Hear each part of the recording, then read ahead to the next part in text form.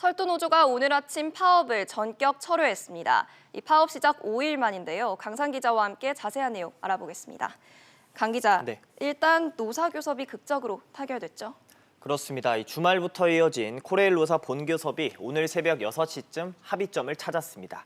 앞서 정부와의 교섭을 요구해온 철도노조가 우선 노사교섭이라도 재개하자며 대화를 요청해 실무교섭이 이뤄진 건데요. 합의 내용은 크게 세 가지입니다. 임금 1.8% 인상과 인력 충원 규모 관련 노사정 협의체 구성, 그리고 KTX와 SRT 통합 운영 방안을 정부에 공동 건의한다는 겁니다. 노사는 또 임금과 관련해 연차 2월을 하지 않고 정률 수당은 내년부터 적용하기로 했습니다.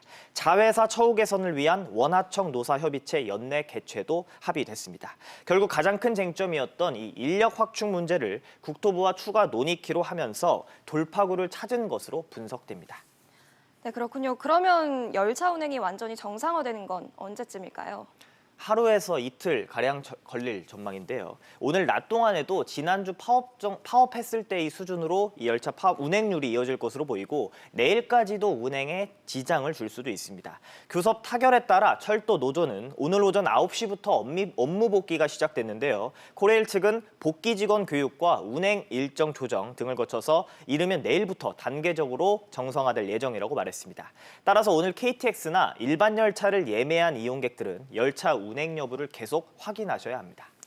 네, 그렇군요. 그런데 합의 내용을 보면 아직 불씨가 좀 꺼진 게 아닌 것 같다는 지적들도 나오고 있는 것 같은데요.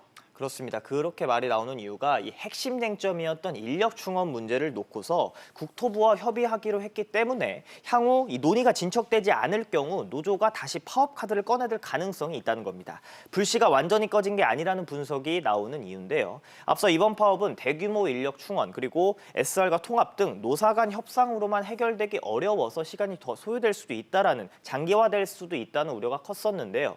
오늘부터 한 아세안 특별 정상회의가 열리고 이 철도노조 지도부가 이렇게 부담으로 작용했다는 분석도 나오고 있습니다. 이외에도 철도 통합에 대해 국토부가 용역 재개를 위한 회의를 한 것으로 알려지면서 파업 조기 종료의 실마리가 된 것으로 분석되고 있습니다.